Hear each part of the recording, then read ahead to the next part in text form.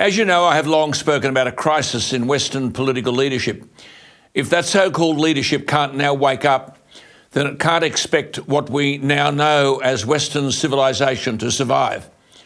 It is staggering that support for this terrorist outfit, Hamas, on university and college campuses and on city streets around the world, that such support for Hamas is both real and frightening. Hamas is classified as a terrorist organisation by Australia, America, the EU and Britain. It uses civilians as human shields. I read recently dramatic and barbaric evidence of what these Hamas terrorists have done and promise to continue to do. Now, remember, as I've said, there are protests all over the world in defence of this mob and in defiance of the values of Western civilization. Is Western political leadership equal to the challenge? On what I am seeing, the answer is no. Gemma Tognini wrote at the weekend, and I quote, "A family of four, two young children, a boy and a girl, 6 and 8 years old. They sat at their breakfast table and were made to watch as their father had his eyes gouged out in front of them. Then someone cut off their mother's breast. The same savages turned then to the little girl, the 8-year-old, and cut off her foot before turning to her little brother, just 6 years old. They sliced the fingers from his hand. Only then was the family killed. After the execution, the Hamas terrorists sat down and helped themselves to a meal," unquote. And yet we've got these calls for a ceasefire in the Hamas-Israel war. We have a preacher in southwest Sydney at a Muslim religious centre delivering a sermon calling on Muslims to wage jihad and objecting to calling Hamas and its barbarism massacres. Indeed, this dangerous so-called preacher is arguing from the pulpit that it's Israel which is guilty of terrorism. His exact words, having called the Australian Prime Minister a liar, quote, "Not long after Allah exposed his lies, when Albanese said Israeli has the right to defend itself when he labelled Hamas as terrorists, according to the preacher, that was a lie." He went on, "When you, Western governments, start labelling Muslims as terrorists, you are pushing us into a corner. We say you are pushing us into a corner. You're creating a test for the national security system. We will not back down." Well, that bloke's wandering around the streets.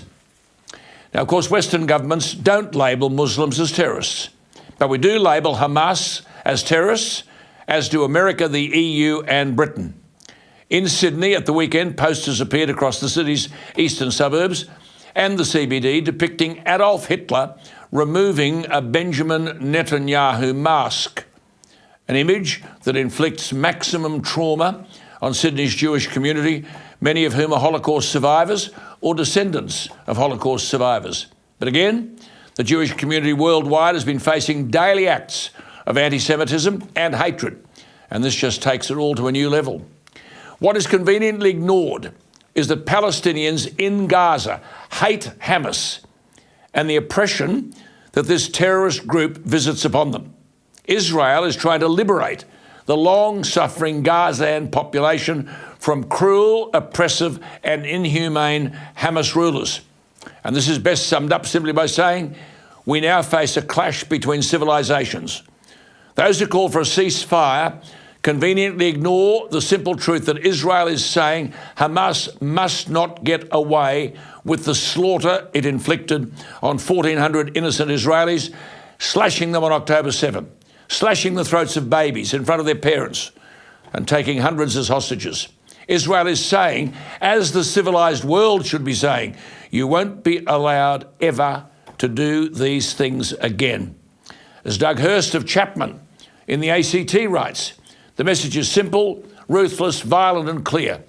If you treat us that way, we will retaliate.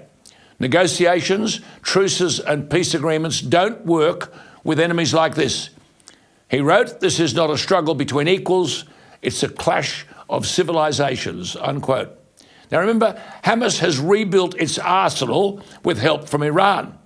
Hamas has attacked the Israeli army with explosive-laden drones, anti-tank missiles and high-impact rockets, the sort of weapons that have transformed the battlefield in Ukraine.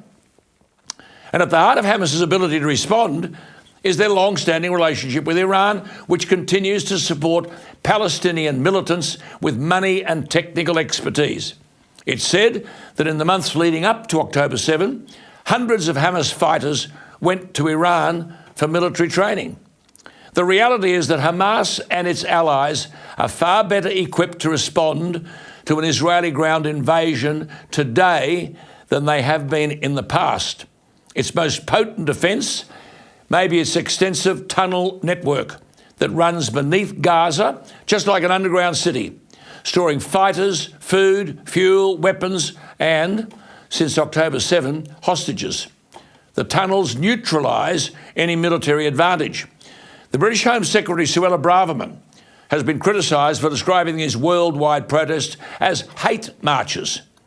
Those marches, aided by social media, offer an uncritical acceptance of the violent propaganda from terrorists, and they're willing to attribute the worst possible motives to this tiny democracy, Israel, fighting for its survival.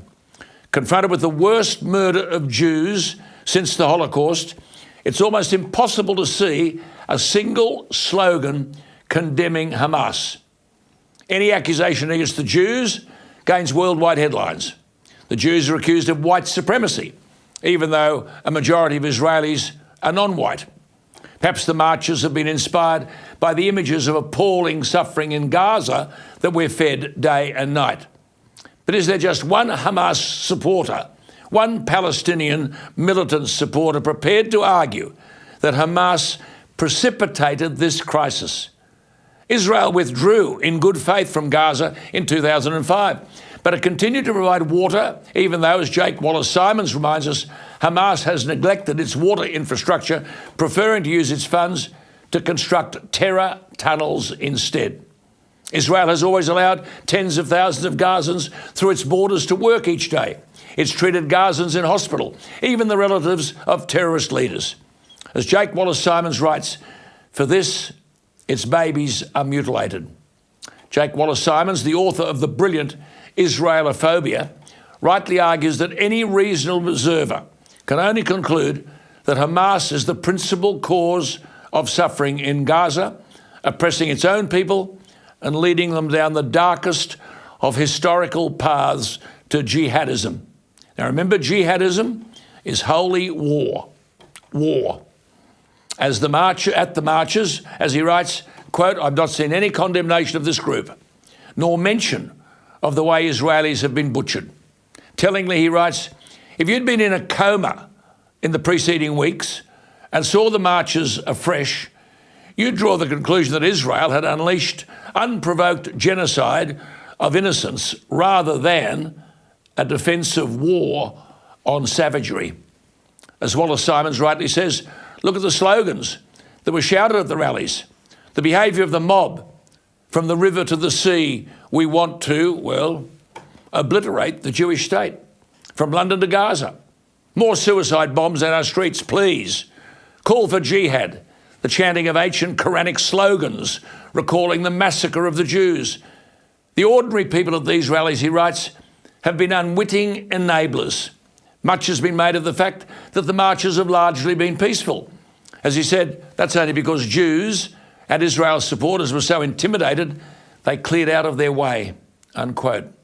We are talking here, Hamas, about a proscribed criminal organisation. That is, prescribed means forbidden, condemned. Yet we've got to suffer people in our streets and around the world supporting them. I thought that, by the way, was illegal. Why do the marches continue to take place? Where is this extremism condemned? It's not. It's not tolerated. I mean, the political leaders might be saying, well, we support Israel. What are they saying about the marches and the placards? This stuff is being tolerated. We should all care about the truth, however inconvenient or upsetting. Why are those who rush to condemn Israel silent in the face of the savagery of Hamas? And where we witness the tragic death of Palestinian civilians, is it entirely the fault of Hamas, Islamic Jihad, Hezbollah, Iran, and other terror groups? Let that never be forgotten, and don't be afraid to say it. The words that's used is pogrom, P-O-G-R-O-M. It is the organised massacre of a particular ethnic group. Hamas has inflicted a pogrom on Israel. The Hamas Charter of 1988 calls for Islam to obliterate Israel. It is Hamas and its barbaric supporters who do not believe in Israel's right to exist. There is no two-state solution for this lot, no peaceful coexistence of Arabs and Jews. It's they who hide amongst civilians and store bombs in schools. As Alistair Heath has written, it's they who are responsible for forcing Israel to defend itself with an inevitable tragic impact on civilians. We must hold the terrorists morally responsible for every death, Israeli or Palestinian, unquote. So why are we, the West, apologetic, equivocal in our support for Israel? Why does the pro-Israel alliance seem to be fraying?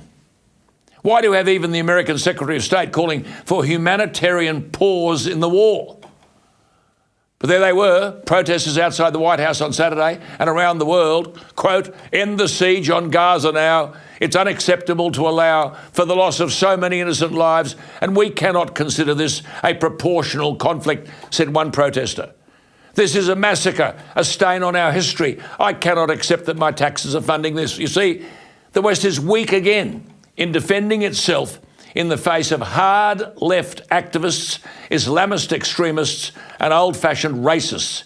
Barely a word about the worst murder of Jews since the Holocaust. What do we get? The extreme, irrational demonisation of Israel. As Alistair Heath describes it, the new blood libel of our times and an attempt at inflaming passions and provoking war, terror, death and destruction. In this hysterical denunciation of Israel, the diabolical double standards, this reaction to Israel can only be explained as the current iteration of the world's oldest hatred. This is the latest manifestation of anti-Semitism, the latest barbaric act in meeting the terms of the Hamas Charter of 1988, calling for the obliteration of Israel. It began on October 7. Israel is merely determined that it should never happen again. If the cowardice of the West continues, the consequences for what we know as Western civilization will be more profound than we can possibly imagine. Think of our kids. What world will we be leaving them if this civilizational battle is not won? It is not alarmist to ask that if Western values are defeated, who will then be ruling the world? Look, we have to go back to this Israel issue. I have a very distinguished and highly educated friend seconded to medical service in Israel. He wrote to me last night and said, now, you'll need a strong stomach to accommodate this, but this is exactly what he said to me in his latest text message. Alan, the horrors we have seen here are beyond description. I struggle to describe them. Appalling mutilations of pregnant women, children and babies, babies burnt alive in ovens, rape of women, rape of children, necrophilia, which, as you know, is sexual contact with dead bodies. He wrote, "It is evil beyond comprehension. Women, children, babies, all kidnapped, and they boast." He said, "The 2IC of Hamas boasts that they want to do it again and again until every Jew has been slaughtered. What people here," he wrote, "find even more incomprehensible is how this has been glorified and supported in so many countries, including Australia." He writes, "Personally, I'm extremely disappointed and disturbed by the vicious anti-Semitic behaviour in Australia, but not particularly surprised." He said, "I experienced it at both the Royal Melbourne Hospital and the University of Melbourne." He said, "But it has increased over the last 20 years. He writes, "I thought it was mostly confined to the progressive left elite. But now," he said, "it seems to have exploded to the mainstream. The Australian government is very weak," he said, "and its weakness invites disaster for the country." That's for us. He said, "Many, many thanks for your support." You see, you've got people now like the former American President Obama, who on October 9, 2 days after the savagery of November 7, said in a 73-word statement that he supported Israel in dismantling Hamas. But October 23, 2 weeks ago, in a 1,130-word statement, Barack Obama called for Israeli restraint. In part of the interview on Pod Save America podcast, the former president says in part, what Hamas did was horrific and there's no justification for it. What is also true is that the occupation and what's happening to Palestinians is unbearable. He goes on, to get to the full truth, you then have to admit that nobody's hands are clean and that all of us are complicit to some degree. Barack Obama, what on earth are you talking about? I repeat what my distinguished surgeon has said. He can't describe the butchery of Hamas, the mutilation of pregnant women, children and babies burned alive in ovens. Barack Obama, where are you? The rape of women and children, necrophilia. And the two I see of Hamas saying they'll do it again and again until every Jew has been slaughtered. And Barack Obama is saying we are all complicit. Then you've got Stanford University, one of the most distinguished university schools in the world. After Hamas massacred some 1,400 Israelis on October 7, Stanford students marched in support of the terrorist group, chanting 2468, smash the Zionist settler state. The disturbing thing is, the university leaders responded with a statement supporting, quote, academic freedom, which the university leaders said may include, quote, the expression of controversial and even offensive views.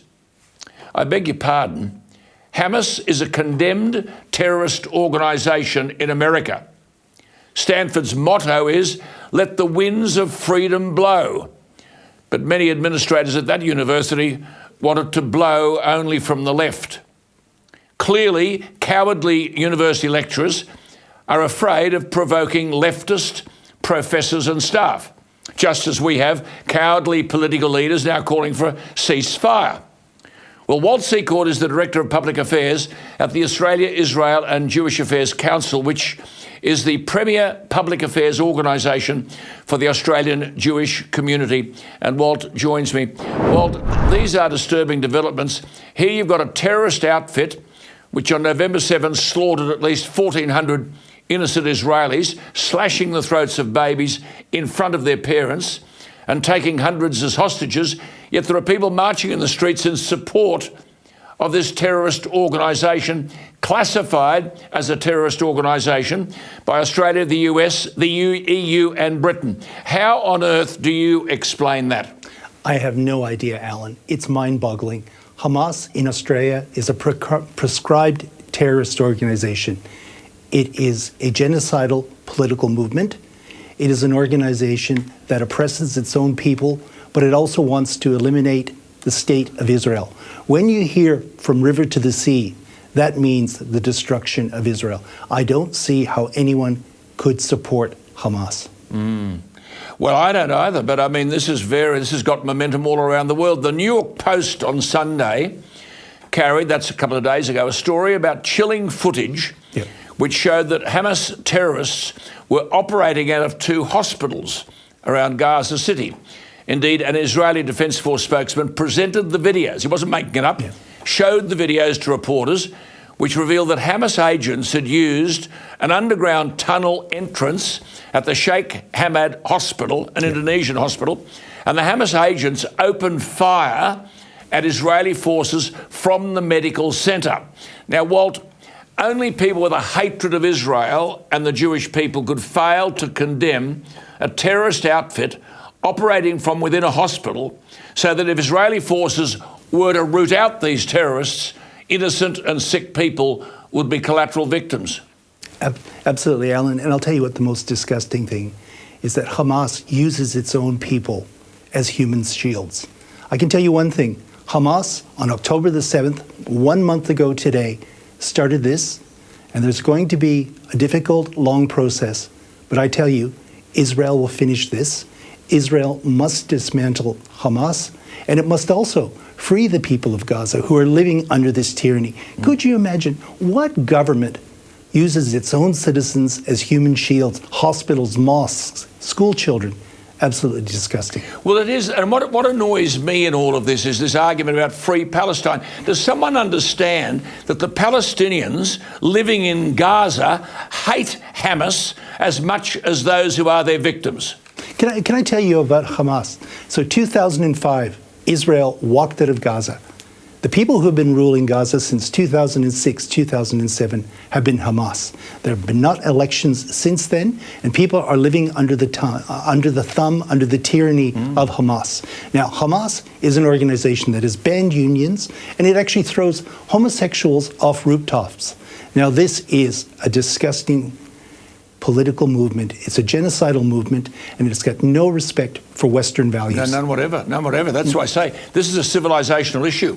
We lose this one, and we just wonder where the world will finish up. Now, the Israeli Defense Force are saying they've exposed a tunnel under the hospital, and now Israeli soldiers are being shot at from within the hospital. Now, Hamas built this Indonesian hospital to disguise its underground terror infrastructure, and Hamas officials are reportedly using fuel reserves that belong to the hospital, and humanitarian groups have warned that fuel desperately needed for civilians in Gaza is running out for the medical facilities because this mob are using it. Now, Walt, Israel's been condemned from humanitarian groups for airstrikes near hospitals, while Israeli Defense Forces say that Hamas has a 300-mile-long tunnel network running underneath hospitals.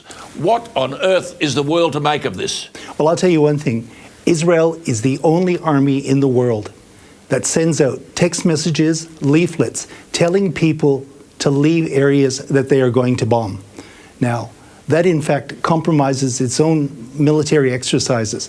This is extraordinary. Israel wants to minimize civilian deaths, but when you have a government, Hamas, which puts its own citizens in harm's way as human shields and stops them from evacuating to the south, Israel warned them, gave them 24 hours notice that they were going to do military exercises in the north. Again, what government, what army warns other combatants that they're going to attack a certain point? But could that mean that some of these terrorists would escape Gaza?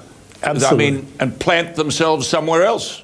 Absolutely, absolutely. Again, this is a genocidal political movement that wants to see the eradication of Israel and all Jews around the world. Yes, it's part of the charter of Hamas to obliterate Israel. Part of the charter. But so these people marching in the streets all around the world in front of the White House, do they understand any of this? What are they on about? I saw yesterday in the Australian Federal Parliament, the Greens walk out. Absolutely disgusting. That was an absolute theatrical exercise, chanting in the Parliament, free, free Palestine. That was absolutely unacceptable. Now, there's bipartisan support from Dutton and from Albanese on this. I want to see that continue, and the Jewish community welcomes that bipartisan support. But see, on this business about free, free Palestine, that is not relevant to this issue. We are talking about a terrorist organisation which brutalised savagely over 1,700 innocent people. This is about Hamas. We'll deal with the Palestine issue later, surely. I mean, I've said this is a clash of civilisations. If Western leaders go down the road of Western academics and the so-called elites and succumb to all these calls for a ceasefire, surely Western civilization itself is under siege. Alan, I've seen some of the footage, and I can never unsee that footage. In fact, when I think about that footage, it just completely unsettles me. In fact, it is so disturbing and so barbaric that I wished that I'd never looked at it. That is how graphic and disturbing the footage is. Animals do not do that to each other. It is just extraordinary, the barbary that we saw on October the 7th. Yes. I mean, Boris Johnson, now whatever else might be said about Boris Johnson, is a man of immense scholarship. so he understands history. He's read widely. And he said yesterday that protesters marching in, quote, free Palestine rallies across the world were condoning Hamas atrocities, and it was not other nations' business to tell Israel how to defend itself. Now, Walt, surely that is true. Absolutely. Can I make an observation about Boris Johnson and also former Prime Minister Scott Morrison, their visit to Israel? The Jewish community in Australia and around the world appreciates that gesture, standing in solidarity with the Jewish community at times when they see people protesting on the streets in support of Hamas. So a gesture like Scott Morrison and Boris Johnson going to Israel, going to the kibbutz where people were slaughtered and standing there and expressing their condemnation of anti-Semitism. Well, they saw the kibbutz and the damage that had been done. I mean, to Scott Morrison's great credit, he said he does not support a ceasefire.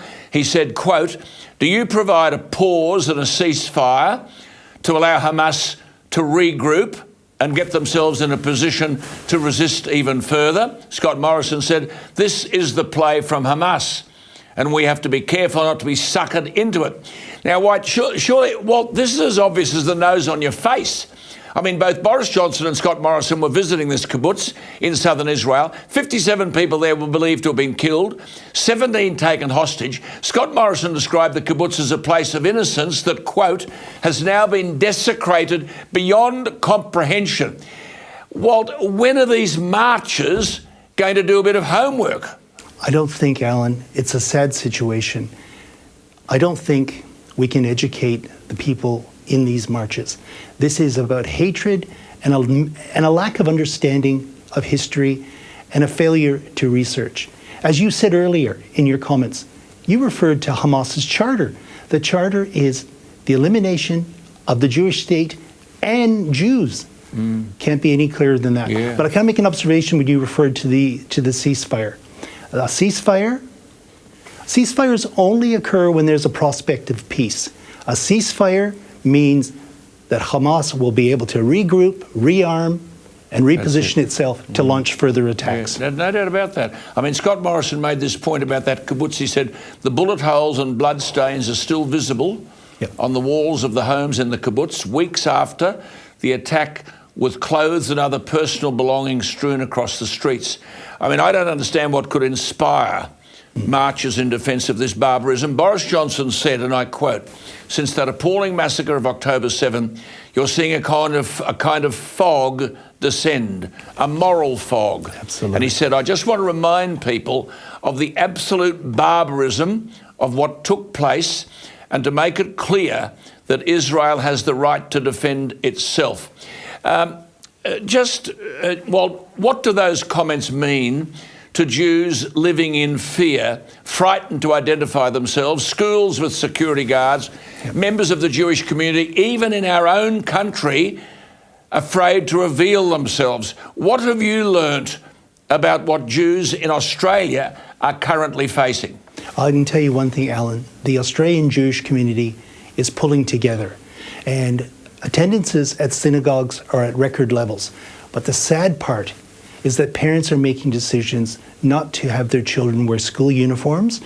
Jewish men who wear head covering put baseball caps over them, and people who wear Stars of David, Magen Davids, around their necks, tuck them inside. Now, we've seen a spike in anti-Semitism. Earlier today, I had a coffee with the Executive Council of Australian Jewry's Research Director, Julie Nathan, who logs and documents anti-Semitism in Australia. She said there's been a spike in Brisbane, Melbourne, Sydney, and Adelaide. And Jews are worried, they're changing their behavior, but they're also pulling together in strength. And you're seeing spontaneous expressions drawing attention to the 220 hostages. Let's not forget this. There are still 220 hostages being held by Hamas. It's appalling. I just can't. I mean, sometimes you can't find words to make any sense of this. Boris Johnson, I'm coming back to him. He was asked about the massive pro-Palestine rallies that have broken out since the massacre. Now, Walt, I think I must be missing something, because I don't know what pro-Palestine rallies, as I've said before, have got to do with the savagery of Hamas, while this terrorist outfit in Gaza submits Palestinians themselves to the most miserable of lives. I mean, how do these marches, even if they believe in a Palestinian state, how can they turn a blind eye to the savagery and brutality of Hamas, even towards their own people in Gaza? Alan, you answered your own question. How can they not separate? How can they decouple Hamas from this? Yeah. When they're marching, they are also marching in support of Hamas. Definitely. Israel has to dismantle Hamas for the safety of the region, for the safety of its own people. I tell you, if an attack like this happened in Australia, you would not hear politicians urging the Prime Minister or the Premier to show restraint. How can you show restraint when 1,400 of your citizens decapitated, babies murdered in front of their own... How are these marches allowed? I thought protesting in defence of terrorism was a crime. Hamas, how the hell are these things allowed? Hamas is a prescribed terrorist organization under Australian law. Prescribed means condemned. It's not allowed. Condemned under Australian law. So how on earth are people allowed in the streets to protest in defence of these people? I mean, Boris Johnson says, I would say to everybody marching across the world right now, this is Boris, supposedly in support of Free Palestine, that what they are doing, whether they intend it or not, is condoning the brutality and the murder that was conducted by those Hamas terrorists. And he said, this is the key point of Boris Johnson, and which, by the way, they would do again. Walt, this is the existential challenge the free world faces. Do we surrender to Hamas, Hezbollah, militant Islamism, or Iran? And if those forces prevail in Israel, what are the consequences for the free world? Absolutely, Alan. Hamas has to be dismantled, and we just cannot tolerate fundamentalism in our society, and we cannot fight in the Middle East. It is a battle that will go beyond the borders. Definitely. Hamas has to be dismantled. Definitely. It's been a month. It's going to be a long process, but I think Israel will be successful in removing Hamas. And after Hamas, that will be another challenge. What will occur? What will be established in Gaza after this? Again, we'll need lots of cooperation internationally. Yes, and will we get that cooperation amongst weak Western leadership? And Boris Johnson, I come back to him because he's a man of immense scholarship, Johnson, widely read. He speaks 7 languages, Boris Johnson: French, Italian, German, Spanish, Latin, ancient Greek and English. So with an understanding of history, Boris Johnson said, when you have a crime on this scale, and when there is the possibility of it happening again, I don't think it's the business of the world to tell Israel to stop. He said, be under no illusions about the savagery, the sadism, and the lack of humanity of the Hamas terrorists. Walt Secord, yesterday we had, as you said, these Green senators walking out of question time in Canberra over the Australian government's refusal to back a ceasefire. Are these people, they can't be dumb, so are they filled with hatred? Unfortunately, they've shown themselves to be friends of the enemies of Israel and the Jewish people. Well, that's the enemy of freedom. I mean, Absolutely. Israel's the only democratic outfit in the Middle East. Absolutely, Alan. The only democracy in the Middle East. Now, David Rich is a research fellow at the London Centre for the Study of Contemporary Anti-Semitism. He has said that anti-Semitism has exploded worldwide, and he said, I think we shouldn't underestimate the amount of denial that there is out there about what Hamas actually did on October 7. So, Walt, David Rich is right, isn't it, when he argues a lot of the language of the anti-Israel protests revolves around the denial of Israel's right to exist, and that the way for this conflict to be resolved is just Israel disappear. And as you said, that's what it means. From the river to the sea, Palestine will be free. That means there should be no Israel. How can any democratically elected entity embrace any of that? I have no idea how the Greens could stand up in the federal parliament and express solidarity with Hamas. The Hamas constitution, Hamas, says that it, quote, rejects any alternative to the full and complete liberation of Palestine from the river to the sea. That means the elimination of the state of Israel. Just before you go, because I know you may remember Walt, I think, was quite an outstanding member of the Labor opposition in the New South Wales Parliament, and I used to speak to him often in that capacity. Where does the Labor Party stand, and how compromised are they when Southwest Sydney, for example, has a significant Muslim population, 25% in Watson, 32% in Blaxland, 14% in McMahon, seats held by Tony Burke, Jason Clare and Chris Bowen. So I ask you, what does Penny Wong, the Foreign Minister, mean? And I think Penny, by and large, has done an excellent job. But what does it mean when she's now saying, when friends like Australia urge Israel to exercise restraint and protect civilian lives, it's really critical that Israel listens? Walt, what's that mean? Let Hamas regroup? No, it doesn't mean that. But I tell you one thing, Israel does respect civilian lives, and it does want to minimize civilian deaths. And it wants to see peace in the region, and it wants to see a two-state solution. Now, I've seen a drift over the last 10 years in the Labor Party, but I'll give credit where credit's due. Anthony Albanese and New South Wales Premier Chris Minns have been very supportive of the Jewish community and been very strong during this current crisis. Are you confident they'll stay strong? Well, I hope so. All indications are that they are. So you've got Ed Husick, who's the Industry Minister, and the Minister for Early Childhood Education, Anne Ali, both Muslims, talking about Gazans being collectively punished by Israel. Yeah. What? I disagree. I disagree with those statements. But again, the Premier and the Prime Minister have been strong, and I hope they'll stay the course. I feel that they'll stay the course. It's going to be a long process, 1 month in, but Hamas started this, and Israel, mindful of civilian deaths, will end this, and Hamas will be dismantled. Well, I hope you're right, but it's going to be a long journey, but it's a journey that Israel needs to be supported in by the free world. But this is an existential crisis. This is a clash of civilizations. Make no mistake about that. Which civilization do you want to prevail? Walt, thank you for your time tonight. I'm very grateful. That was Walt Secord, who is the Director of Public Affairs at the Australian, Israel and Jewish Affairs Council, which is the premier public affairs organisation for the Australian Jewish community.